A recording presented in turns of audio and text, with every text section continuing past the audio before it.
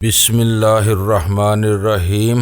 گمنام ہیرو کے معزز ناظرین السلام علیکم۔ آئیے چلتے ہیں کہانی کی طرف۔ لیکن اسے ڈینی کی فیکٹری کا فون نمبر کیسے ملا؟ اسے یہ تو ضرور بتایا گیا ہوگا کہ کوئی شخص اینی زولا کے حوالے سے اس کے پاس آئے گا، لیکن اسے یہ کیسے معلوم ہوا کہ آنے والا ڈینی ہوگا؟ وہ تنظیم سے وابستہ تھی تو مقررہ طریقے سے ہٹ کر رابطہ قائم کرنے کی کوشش کا کیا مطلب تھا؟ پھر جب ڈینی اس سے ملا تو اس نے اشارتاً بھی ایسی کوئی بات نہیں کہی جس سے یہ ظاہر ہوتا کہ اس نے ڈینی کے لیے اس کے دفتر فون کیا تھا۔ یہ سب ایسے پیچیدہ سوال تھے کہ وہ الجھن میں پڑ گیا۔ نہ جانے گروہ میں اس کا کیا مقام تھا اور وہ ڈینی میں کیوں اتنی دلچسپی لے رہی تھی۔ گھر پر بھی اس نے ڈینی کو اپنے دام میں پھنسانے میں کوئی کسر نہیں چھوڑی تھی۔ اگر ڈینی کو باس کی خصوصی ہدایات یاد نہ ہوتی تو شاید وہ خود بھی اس کی لگاوٹ کا شکار ہو کر بہک جاتا۔ دوسرے کاموں میں مصروف ہونے سے پہلے معمول کے مطابق وہ ڈاک کے مطالعے میں مصروف ہو گیا۔ وہ جاپان سے آیا ہوا پلاسٹک مولڈنگ اور ایکسٹرا ویژن مشینوں کے بارے میں لٹریچر دیکھنے میں مصروف تھا کہ فون کی گھنٹی کی مدھم آواز نے اسے چونکا دیا۔ اس نے ریسیور اٹھایا تو آپریٹر کی آواز سنائی دی۔ سر، کوئی خاتون آپ سے بات کرنا چاہتی ہیں۔ پہلے بھی آپ کی غیر موجودگی میں 2 بار ٹرائی کر چکی ہیں۔ ڈینی کا دل تیزی سے دھڑکنے لگا۔ یقیناً اسی عورت نے 2 بار آپریٹر کے توسط سے سیکرٹری سے بات کی ہوگی، اس نے سوچا، اور پھر آپریٹر سے کہا، لائن دے دو۔ ہیلو تنویر صاحب۔ ہلکی سی کلک کے بعد ریسیور میں ایک نسوانی آواز ابھری تو ڈینی کی پیشانی پر تحیر آمیز شکنیں نمودار ہو گئیں، کیونکہ وہ مترنم اور رسیلی آواز اس کے لیے نئی نہیں تھی۔ بالمشافہہ اور فون پر دونوں ہی طرح وہ اس آواز کے سحر سے آشنا ہو چکا تھا۔ جی بول رہا ہوں، اس نے ماؤتھ پیس میں سنجیدگی اور باوقار لہجے میں کہا۔ میں ایک الجھن میں پڑ گئی ہوں، جھجکتی ہوئی آواز سنائی دی۔ پتہ نہیں میں غیر ارادی طور پر جھوٹ کیوں بول بیٹھی۔ آپ خاصی پریشان معلوم ہوتی ہیں مس غزالہ، وہ ہنستے ہوئے بولا۔ فرصت ہو تو چلی آئیے، کسی گوشہ عافیت میں بیٹھ کر سکون سے باتیں کر لیں گے۔ بڑی عجیب بات ہوئی ہے تنویر صاحب، وہ اس کی بات سنی انسنی کر کے بولی۔ سالانہ فنکشن ہمیشہ سے ہوتا آیا ہے، لیکن اس بار فنکشن کے 2 روز بعد پروگرام میں مدعو کیے جانے والوں کی فہرست بنائی جا رہی ہے، اور یہ بھی پوچھا جا رہا ہے کہ اس نے کس کے مہمانوں نے پروگرام میں شرکت کی تھی۔ کیوں؟ ڈینی نے تحیر آمیز لہجے میں سوال کیا۔ یہ ساری قوائف فنکشن کی استقبالیہ کمیٹی کا سیکرٹری جمع کر رہا ہے۔ مجھے 20 کارڈ دیے گئے تھے، میں نادانستگی میں آپ کا تذکرہ گول کر گئی اور اس سے ایک کارڈ ضائع ہونے کا بہانہ کر بیٹھی۔ ڈینی وہ خبر سن کر تشویش میں مبتلا ہو گیا تھا، مگر بظاہر عام سے اوہ تو اس جھوٹ کی الجھن ہے تمہیں۔ بے دھیانی میں وہ اسے آپ کی بجائے تم سے مخاطب کر بیٹھا تھا۔ خیال آیا تو تیر ہاتھ سے نکل چکا تھا، مگر اسے خوشی ہوئی کہ غزالہ نے اس انداز تخاطب پر کوئی اعتراض نہیں کیا تھا، یا بألفاظ دیگر وہ بے تکلفی قبول کر چکی تھی۔ لہذا لہجہ بھر کے توقف کے بعد اس نے اپنی بات جاری رکھتے ہوئے کہا، مگر اس جھوٹ کی ضرورت کیا تھی تمہیں؟ آپ نہ جانے میرے بارے میں کیا سوچیں گے؟ غزالہ کی آواز خفت آمیز تھی۔ اس روز آپ نے اپنے رویے میں تبدیلی کے بارے میں مجھے اور عابدہ کو بھی بتایا تھا، مگر یہ بات میرے ذہن سے چپکی رہی کہ شاید مہمان خصوصی کی تقریر شروع ہوتے ہی آپ پریشان ہو گئے تھے، لہٰذا میرے منہ سے غیر ارادی طور پر ایک جھوٹ نکل گیا جسے نبھانے کے لیے مجھے ایک کارڈ ضائع ہونے کا عذر تراشنا پڑا۔ ڈینی کا کان کھڑے ہو گئے۔ اس نے اپنی دانست میں دونوں لڑکیوں کو موقع پر ہی مطمئن کر دیا تھا، لیکن غزالہ خاص چالاک معلوم ہوتی تھی۔ اس نے ڈینی کا بہانہ سن ضرور لیا تھا، اس کا ذہن معاملے کی تہہ تک پہنچ گیا تھا۔ اب وہ مزید غزالہ کے کسی شبے کو تقویت نہیں دینا چاہتا تھا، مگر ساتھ ہی اس کے لیے بھی بے چین تھا کہ آخر اس استقبالیہ سیکرٹری کا وہ جال کیوں پھیلا رہا تھا۔ چلو میں بھی اسے نبھا لوں گا، وہ ہنستے ہوئے بے پرواہی سے بولا۔ پتہ نہیں تمہیں کیا وہم تھا، ورنہ میری دانست میں سچ بولنے میں کوئی حرج نہیں تھا۔ اوہ، اصل بات تو ابھی سنی ہی نہیں آپ نے۔ غزالہ کی آواز سے دبا دبا سا جوش نمایاں تھا۔ سیکرٹری نے کسی کو بھی چھان بین کے بارے میں کچھ نہیں بتایا، بس یہی کہتا پھر رہا ہے کہ خورد و نوش سمیت جملہ انتظامی اخراجات کی فی کس شرح نکالنا چاہ رہا ہے تاکہ دوسرے مواقع پر اخراجات کا صحیح اندازہ رہے۔ عابدہ کی کلاس میں پڑھتا ہے، ان میں خاصی دوستی ہے۔ مجھے بعد میں پتا چلا ہے کہ سیکرٹری ساری تفصیلات سکندر علی کے ایما پر جمع کرتا پھر رہا ہے۔ ڈینی کا دل اچھل کر حلق میں آ گیا تو کیا باس کو اس کی وہاں موجودگی کا احساس ہو گیا تھا؟ وہ بمشکل اپنے لہجے میں لا تعلقانہ بے پرواہی قائم رکھ سکا۔ سکندر علی کون ہے؟ بھول گئے؟ غزالہ تیزی سے بولی۔ وہی تو مذاکرے میں مہمان خصوصی تھا، اس دن اسی نے سیکرٹری سے بیرونی مہمانوں کی فہرست مانگی ہے جو اس شام مذاکرے میں موجود تھے۔ اب میرے لیے الجھن بجا ہے یا نہیں، اس کا لہجہ داد طلب تھا اور وہ سچ بول رہی تھی تو اس نے فہرست سے ڈینی کا نام حذف کر کے اسے ایک بہت بڑی دشواری سے بچا لیا تھا۔ تمہاری الجھن تو خیر بجا ہے۔ اس بار ڈینی کو سنجیدہ ہو جانا پڑا، لیکن سکندر علی کے دماغ میں کون سا کیڑا کلبلایا ہے جو اس نے بیرونی مہمانوں کی فہرست مانگی ہے، اور پھر تمہارا سیکرٹری بھی کاٹ کا الو کے آنکھیں بند کر کے اس کے حکم پر چل پڑا۔ سکندر علی نے اس روز اعلان کیے بغیر کمیٹی کو 10,000 عطیہ دیا ہے تاکہ وہ زیادہ بڑے پیمانے پر ایسے ہی ایک اور مذاکرے کا انعقاد کرے جس میں سماجی کارکنوں کے علاوہ ایکسائز اینڈ ٹیکسیشن اور دوسرے اعلیٰ سرکاری حکام کو بھی بلایا جائے۔ غزالہ کہنے لگی لہذا اس سے تعاون تو ہمارے کالج کے ہر طالب علم کی ذاتی ذمہ داری ہے۔ پھر اس نے فہرست کی طلبی کا بہت مضبوط جواز بھی پیش کیا ہے۔ فنکشن کے اگلے دن یعنی کل اسے ایک گمنام دھمکی امیز خط ملا ہے جس میں اسے انسداد منشیات کی مہم جاری رکھنے پر بدترین نتائج کا سامنا کرنے کی دھمکی دی گئی ہے۔ خط کالج کی جانے والی تقریر کے حوالے سے ہے اور سکندر علی کا خیال ہے کہ مہمانوں میں کوئی ایسی کالی بھیڑ بھی تھی جو شرافت اور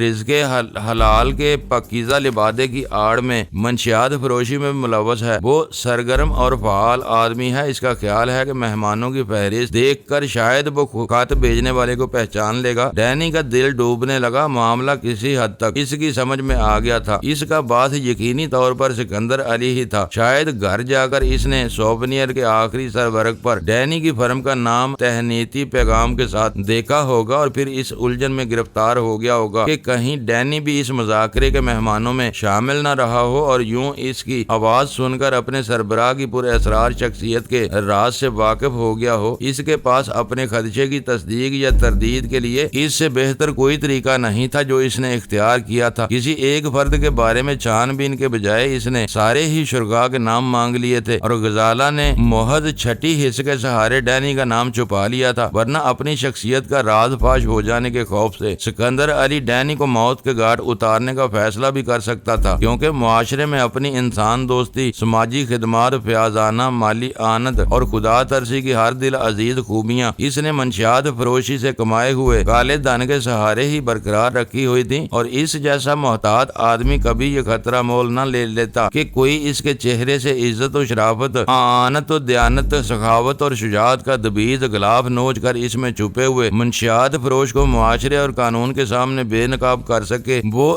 دل کی گہرائیوں سے غزالہ کا احسان مند تھا، لیکن اس لڑکی سے اپنے احسان مندی کا اعتراف نہیں کر سکتا تھا، لہذا معتدل لہجے میں بولا میں پھر یہی کہوں گا کہ تم نے جھوٹ بول کر خود کو بلا وجہ ذہنی عذاب میں مبتلا کیا ہے۔ یہ محض ایک اتفاق تھا کہ میں مہمان خصوصی کی آواز سن کر محویت سے چونکا تھا اور پھر دل ہی دل میں اپنے کاروباری خسارے کا ملال کرتا رہ گیا۔ اگر تمہاری پریشانیوں کا خیال نہ ہوتا تو میں اب بھی تمہیں یہی مشورہ دیتا کہ استقبالیہ کمیٹی کے سیکرٹری سے رجوع کر کے اپنا بیان کی توثیق کر لو۔ ایسے پیچیدہ معاملات میں جھوٹ آخرکار تکلیف دہ ثابت ہوتا ہے۔ میری پریشانی، غزالہ کی آواز تحیر امیز تھی، توثیق کرانے میں کیا پریشانی لاحق ہو سکتی ہے مجھے؟ معاملہ خطرناک دھمکیوں کا ہے، ڈینی نے کہا۔ فہرست درست کرا کے تم خواہ مخواہ نگاہوں میں آ جاؤ گی، اور پھر سکندر علی نے اگر خوفزدہ ہو کر معاملہ پولیس کے سپرد کر دیا تو وہ سب سے پہلے تم پر اپنی توجہ مرکوز کرے گی اور تم محض اس بنا پر مشکوک سمجھ لی جاؤ گی کہ پہلی بار تم نے جھوٹ بول کر دانستہ ایک نام چھپانے کی کوشش کی تھی۔ اوہ میرے خدا! ریسیور پر غزالہ کا گہرا سانس لینے کی آواز سنائی دی۔ اس حد تک تو میں نے سوچا ہی نہیں تھا۔ خیر، میں جو کچھ بتا سکتی ہوں اس میں ترمیم نہیں کروں گی اور آپ بھی بھول جائیں گے کہ اس فنکشن میں آئے تھے۔ کس فنکشن کی بات کر رہی ہو؟ ڈینی نے سنجیدگی سے پوچھا۔ ارے وہی ہمارے کالج کا بور مذاکرہ۔ کب کی بات ہے یہ؟ ڈینی بدستور سنجیدہ رہا اور یہ اخبار کی اس کے کانوں میں جل ترنگ بچ اٹھے۔ غزالہ کھلکھلا کر ہنس پڑی تھی۔ تو آپ میرے کہتے ہی بھول بھی گئے؟ حکم کا بندہ ہوں، ڈینی نے زو معنی سا جواب دیا۔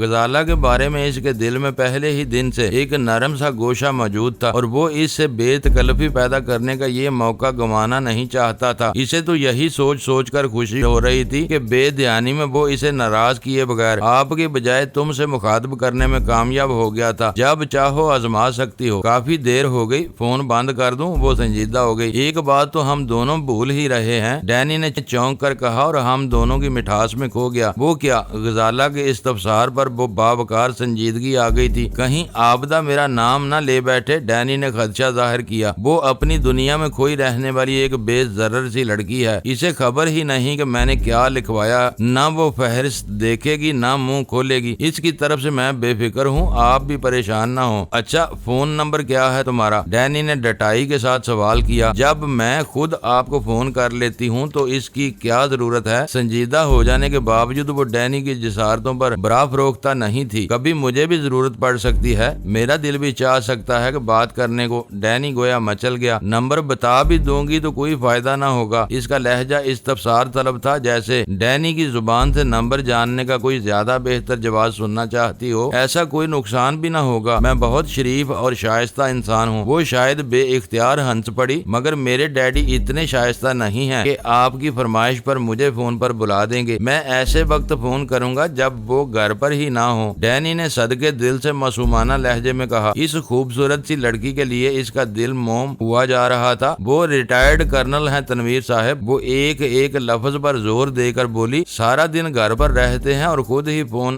ریسیو کرنے کی کوشش کرتے ہیں۔ تم نمبر تو بتاؤ۔ مردانہ آواز سنائی دی تو بولے بغیر فون بند کر دوں گا، زنانہ آواز سے بات کریں گے۔ ظاہر ہے، ڈینی نے بلا سوچے سمجھے کہا۔ وہ پھر ہنس پڑی۔ پہاڑی جھرنوں جیسی رول ترول ڈینی کے کانوں میں گنگنا اٹھی۔ میری امی بھی نیم فوجی ہیں، اگر آپ سے ذرا بھی لغزش ہو گئی تو مجھے فون کے قریب بھی نہیں پٹکنے دیا جائے گا۔ اب کم از کم فون کر تو لیتی ہوں پلیز غزالہ، اسے بے تکلفی سے پکارتے ہوئے ڈینی کا دل سینے میں تیزی سے دھڑک اٹھا۔ تم یقین کرو کہ میری وجہ سے کسی دشواری میں نہیں پڑو گی، میں تمہاری آواز پہچانے بغیر منہ ہی نہ کھولوں گا۔ اور غزالہ نے اسے اپنا نمبر لکھوا دیا۔ وہ جب تک دفتر میں رہا اس کا رواں رواں خوشی سے سرشار رہا۔ اس کا خیال تھا کہ مبہم کنایوں میں وہ غزالہ تک اپنی بات پہنچانے میں کامیاب ہو گیا تھا، جس کا جواب زیادہ حوصلہ افزا نہیں تو حوصلہ شکن بھی نہیں تھا۔ اس کی زندگی میں صنف نازک کی وقت کبھی ایک کھلونے سے زیادہ نہیں رہی تھی۔ پیتے ہوئے وہ اچھی گفتگو ضرور پسند کرتا تھا، لیکن استعاروں اور شاعرانہ تالیوں کا اس نے کبھی سہارا نہیں لیا تھا۔ مائر بے کرم نگاہوں کو خوب پہچانتا تھا، مختصر رفاقت کو پسند کرتا تھا اور پھر انہیں بھول جاتا تھا، مگر غزالہ نے اس کی ذات کے کچھ نازک سے گوشوں کو چھیڑا تھا۔ چاہتے ہوئے بھی وہ اس کے بارے میں محض گوشت پوست کے ایک خوبصورت پیکر کی طرح نہیں سوچ سکا تھا، اور اس ابتدا کی انتہا دیکھنے کا تہ دل سے متمنی تھا۔ دفتر کا وقت ختم ہوا تو وہ وہاں سے کینٹ اسٹیشن کی طرف روانہ ہو گیا۔ وہ اسکاچ کا شوقین تھا اور گھر پر اس کا مناسب ذخیرہ رکھا تھا، مگر اس دن گھر پر آخری بوتل زیر استعمال تھی، جس کے ختم ہونے سے پہلے وہ نیا مال حاصل کر لینا چاہتا تھا۔ جب تک قانون امتیاز نافذ نہیں ہوا تھا اسے کبھی دشواری نہیں ہوئی تھی۔ شہر کی کسی بھی دکان سے من پسند بوتل خرید لیتا تھا، لیکن پابندی کے بعد ذرا الجھن پیدا ہو گئی تھی۔ شراب کی درآمد اور فروخت کی اجازت تھی تو 2.5 میں عمدہ وہسکی کی بوتل مل جاتی تھی، جبکہ اس پر درآمدی ڈیوٹی کی شرح بہت زیادہ تھی۔ لیکن سیاسی ہنگاموں میں ڈولتی ہوئی حکومت نے آخری داؤ کے طور پر عوام کی مذہبی ہمدردیاں حاصل کرنے کی کوشش میں امتناع شراب کا قانون نافذ کر کے پرانے پاپیوں کی نیندیں اڑا دی تھی۔ چند روز بازار میں ایسا سناٹا رہا جیسے ولایتی سے دیسی تک کشیدنی کا آخری قطرہ بھی نالیوں میں بہا دیا گیا ہو، مگر پھر چور راستے کھل گئے۔ ڈھونڈنے والوں کو گنے چنے ٹھکانوں سے ملنے لگی۔ سمندر سے سودے کرنے والے شاید اسی موقع کی طاق میں تھے۔ کراچی کے ساحلوں پر دوسری ایشیا کے ساتھ بانت بانت کی شرابوں کے کریٹ سے لدی ہوئی لانچیں آنے لگی۔ بغیر ڈیوٹی کا مال پہلے بھی مہنگے داموں خریدا جانے لگا، اور اس طرح یہ کہ گاہکوں کو پسند ناپسند کا بھی اعتبار نہ رہا، جو ملتی لینی پڑتی۔ کالے کتے کے شوقین سفید گھوڑے بغل میں دبائے پھرتے اور خوش ہوتے کہ کچھ مل تو گیا ہے۔ ساکی خانے ویران ہو گئے، میں قدوں کی محفلیں اجڑ گئیں، مگر جو پیے بغیر سونا نہ جانتے تھے ان رندوں نے اپنے گھروں میں ایک گوشہ خرافات بنا لیا۔ ایسا معلوم ہوتا تھا جیسے شہر کی ہنستی کھنکتی رنگین سماجی زندگی کو کسی کی نگاہ کھا گئی ہو۔ پینے والے در بدر مارے مارے پھرتے رہے اور پھر ان کے مہربان میدان میں آ گئے۔ اس بار نرخ 400 سے شروع ہوا اور پھر بڑھتا ہی رہا، لیکن کسی کو دم مارنے کی جرت نہ ہو سکی۔ ڈینی شروع ہی سے مرجینا کا گاہک تھا۔ وہ قوی اعصاب کا مالک ایک ادیڑ عمر عورت تھی جو کینٹ سے کانٹیننٹل جانے والی سڑک کے بائیں جانب اپنے وسیع و عریض آبائی مکان کے ایک حصے میں رہ رہتی تھی۔ اس کا شوہر موہن داس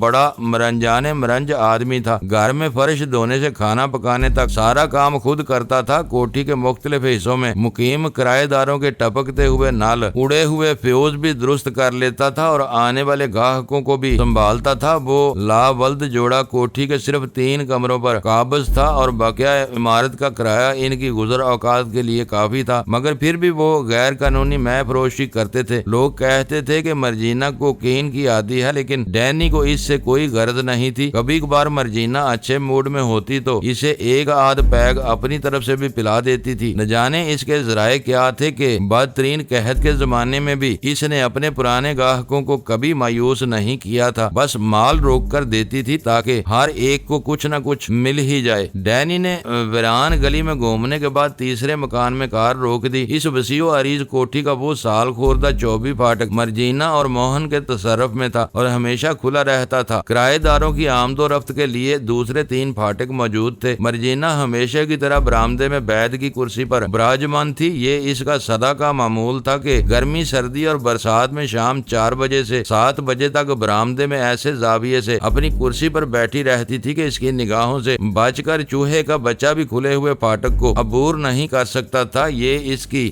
دکانداری کا وقت ہوتا تھا۔ ٹھیک 7:15 بجے دونوں میاں بیوی کینٹی کا سوئچ آف کر کے اندر سے دروازے مقفل کر لیتے تھے، پھر کوئی خواہ عمارت کے داخلی دروازے سے سر ٹکراتا ہی رہے، اندر سے کوئی جواب نہیں ملتا تھا۔ ڈینی انجن بند کر کے پختہ فرش پر چلتا ہوا برآمدے کی طرف بڑھا تو مرجینا نے ورم آلود ہونٹوں پر تھوڑا سا زور دے کر سر کو ہولے ہولے جنبش دیتے ہوئے اس کا استقبال کیا اور جواباً ڈینی بھی مسکرانے لگا۔ اے موہن، بڑھیا نے کراری آواز میں اپنے شوہر کو پکارا، پھر چند ثانیوں کے بعد سر اٹھا کر دوبارہ داڑھی۔ اے موہن، کدھر مر گیا تم؟ فوراً ہی استخوانی چہرے اور کہرے بدن والا موہن داس کھیسے نکالتا ہوا آ موجود ہوا۔ اس اثناء میں ڈینی دوسری خالی کرسی پر بیٹھ چکا تھا۔ یس سر، موہن داس نے کسی مؤدب خادم کے انداز میں سر کو خم دے کر کہا۔ کیا مال ہے؟ ڈینی نے دھیمے لہجے میں سوال کیا۔ زبردست، وہ شہادت کی انگلی کو انگوٹھے سے ملا کر ہلکا بناتے ہوئے بولا۔ اس عمل میں اس کی بائیں آنکھ خود بخود دب گئی تھی۔ بلیک لیبل،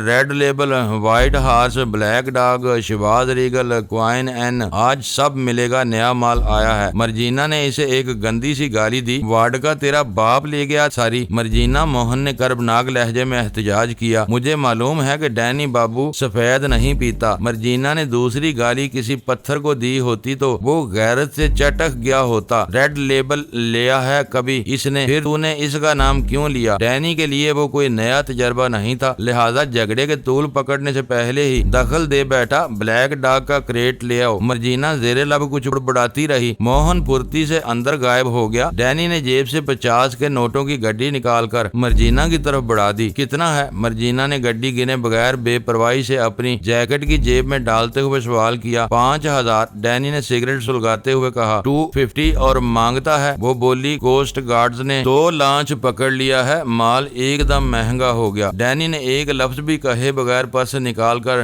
250 روپے اسے دے دیے۔ کل پرسوں تک شاید 550 ہو جائے گا۔ بڑھیا نے نوٹ جیب میں اڑستے ہوئے اسے پیشگی اطلاع دی۔ دونوں لانچوں پر فل لوڈ تھا، مارکیٹ میں مال شارٹ ہونے والا ہے، 2-3 کریٹ اور لے جاؤ۔ ڈینی ہنس پڑا۔ تم سارا دن تو گھر میں گھسی موہن پر برستی رہتی ہو، پھر تمہیں مارکیٹ کی خبریں کہاں سے مل جاتی ہیں؟ مرجینا نے پرغرور انداز میں اپنے سر کو خفیف سی جنبش دی، پھر بولی۔ ہمارا سپلائر مارکیٹ کا کنگ ہے، وہ جو بولتا ہے ہو کر رہتا ہے۔ کل ہم کو ایک کسٹم آفیسر بھی بولا تھا کہ 2-4 دن میں پورا کوسٹ سیل ہونے والا ہے۔ وہ بیچارہ ہفتے میں 1 بوتل سے زیادہ نہیں خرید سکتا، مگر کل 7 بوتل لے گیا ہے۔ ڈینی اس کی بات پوری ہونے سے قبل اٹھ گیا، کیونکہ موہن اخبار میں لپٹا ہوا گتے کا وزنی کارٹن اٹھائے باہر آ رہا تھا۔ اس نے کارٹن ڈگی میں رکھوایا اور وہیں سے ہاتھ ہلا کر مرجینا کو الوداع کہتا ہوا روانہ ہو گیا۔ گھر پہنچ کر وہ دیر تک نیم گرم پانی کے شاور کے نیچے کھڑا رہا۔ اس کے ذہن میں رہ کر غزالہ کے ہنستے مسکراتے فکروں کی بازگشت گونج رہی تھی اور وہ اپنے وجود میں ایک عجیب سی سنسنی ابھرتی محسوس کر رہا تھا جس سے وہ ابھی تک نہ آشنا تھا۔ نہانے کے بعد لباس تبدیل کرتے ہوئے وہ غیر ارادی طور پر گنگنانے لگا، مگر خوابگاہ میں آتے ہی وہ چونک پڑا۔ اسے رات میں باس سے بات کرنی تھی، مگر اس سے پہلے جہانگیر سے گفتگو کرنی ضروری تھی تاکہ لانڈی والے واقعے کی مکمل رپورٹ کے علاوہ دوسرے معاملات سے بھی پوری طرح آگاہی حاصل کر سکے۔ کے اس نے فون پر جہانگیر کا نمبر ملایا تو پہلی ہی گھنٹی پر ریسیور اٹھا لیا گیا، مگر ریسیور پر نسوانی آواز سنائی دی جسے وہ فوراً پہچان گیا۔ ڈینی کی حیثیت میں وہ بارہا جہانگیر کی بیوی سے مل چکا تھا اور وہ بھی اس کی اصل آواز پہچانتی تھی، تو وہ لاہور سے لوٹ آئی ہے۔ ڈینی نے سوچا، پھر بدلی ہوئی آواز میں ریسیور پر جہانگیر کے لیے دریافت کیا۔ وہ ڈینی کی اس آواز کی اہمیت سے یوں واقف تھی کہ جہانگیر اس کی کال سننے کے لیے ہر وقت اپنی ہر مصروفیت ترک کرنے کے لیے تیار رہتا تھا۔ چند ثانیوں بعد جہانگیر لائن پر تھا۔ یس باس، اس کی آواز میں چڑھے ہوئے سانسوں کا آہنگ بھی شامل تھا۔ شاید وہ مکان کے کسی دور افتادہ گوشے سے دوڑتا ہوا فون تک پہنچا تھا۔ راجو کے اڈے کا کیا رہا؟ ڈینی نے بدلی ہوئی گراتی آواز میں براہ راست سوال کیا اور فوری طور پر اسے خیال آیا کہ اس کے اور باس کے درمیان رابطے کے لیے ٹیلی فون مخدوش، تو اس کے اور جہانگیر کے مابین بھی گفتگو پر کھلی گفتگو خطرہ تھی۔ شہر میں لائنوں کا نظام گڈ مڈ ہو رہا تھا، ان کی گفتگو میں کوئی بھی تیسرا کراس کنٹیکٹ ہو سکتا تھا اور اگر وہ خاموش رہتا تو ان کے علم میں لائے بغیر پوری گفتگو سن سکتا تھا۔ ساتوں نے اعتراف کر لیا ہے، جہانگیر کہہ رہا تھا۔ اس کی نشاندہی پر 2 ملزم اور پکڑے گئے ہیں۔ اعتراف کر لیا ہے؟ ڈینی تحیر زدہ لہجے میں گرایا، مگر تم نے تو کہا تھا کہ وہ غیر متعلقہ لوگ تھے۔ یس سر، جہانگیر کی آواز سنائی دی۔ لوارس لفنگوں سے کسی بھی قسم کا اعتراف کرانا پولیس کے لیے بائیں ہاتھ کا کھیل ہوتا ہے۔ جو پکڑے گئے ان میں سے کسی کی بھی پشت پر مضبوط ہاتھ نہیں ہے، لہذا تشدد نے انہیں اعتراف پر مجبور کر دیا اور ہمارے آدمی محفوظ ہیں۔ وہ خود بھی اپنے وسائل بروئے کار لے آئے ہیں۔ پولیس منظم حملے کے بجائے شرابیوں کے باہمی تصادم کے امکانات کی روشنی میں تفتیش کر رہی ہے۔ گڈ۔ ڈینی کی گراہٹ تحسین امیز تھی۔ میں چاہوں گا کہ تم پس پردہ رہ کر گرفتار ہونے والوں کے گرانوں کو مالی مدد کرتے رہو۔ رہائی کے بعد وہ تمہارے اچھے کارکن ثابت ہو سکیں گے۔ بازار بالکل مندہ ہو گیا ہے سر۔ جہانگیر کی جھجکتی ہوئی تشویش زدہ آواز ابری۔ کیوں؟ ڈینی کو اس اطلاع پر بلا وجہ ہی غصہ آ گیا، جیسے بازار کی مندی میں جہانگیر ذاتی طور پر قصوروار ہو۔ بلیک گولڈ سر۔ جہانگیر کی آواز میں ہلکی سی لرزش تھی، حالانکہ نئے مال کی رپورٹ بہت حوصلہ افزا ہے۔ آج سول اسپتال میں ایک رکشا ڈرائیور حادثے کے بعد داخل ہوا ہے۔ وہ 4 دن کے لیے رہا تھا۔ آج ہسپتال میں ہونے کی وجہ سے ڈوز نہ لے سکا، حالت غیر ہو گئی۔ سنا ہے کہ ڈاکٹر خود اسے ڈوز دینے پر مجبور ہو گئے۔ اچھی خبر ہے، لیکن یہ اثرات تو تمہیں پہلے ہی بتا دیے گئے تھے۔ جی، بلیک گولڈ کے ٹریفک کی روک تھام کے لیے انٹرنیشنل نارکوٹکس کنٹرول بورڈ کا ایک وفد ان دنوں شہر میں آیا ہوا ہے، جہانگیر بتا رہا تھا۔ اس کے سربراہ ڈاکٹر ولیسلر نے بھی آج اسی شخص کو مریض کو دیکھا اور بعد میں اخباری نمائندوں پر اپنی تشویش کا اظہار کر دیا کہ شاید ڈائی ایسیٹائل مارفین بھی آخر کار کراچی کے زیر زمین بازار میں آ گئی ہے۔ ڈاکٹر ولیسلر نے اسے بدترین خطرے کی گھنٹی قرار دیا ہے۔ ڈینی ہنسا تو اس کی آواز میں درندگی نمایاں تھی۔ سنو، سب بیکار لوگ ہیں، آتے جاتے رہیں گے، مگر فائلیں موٹی کرنے سے سوا کچھ نہ کر سکیں گے۔ یہ اچھا ہوا کہ اس نے پریس کانفرنس کر دی، اس کے بیان کی اشاعت سے تشہیر ہوگی اور جو لوگ ابھی تک اس سرور سے ناآشنا ہیں وہ بھی اس کی تلاش میں نکل کھڑے ہوں گے۔ کیا اس کا بیان کسی اخبار میں چھپا ہے؟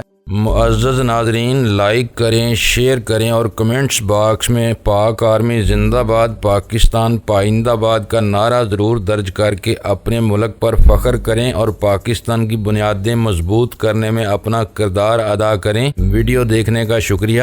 معزز ناظرین، اپنا خیال رکھیے گا اور ہمارے چینل کا بھی۔ ISI پاک آرمی زندہ باد، پاکستان پائندہ باد۔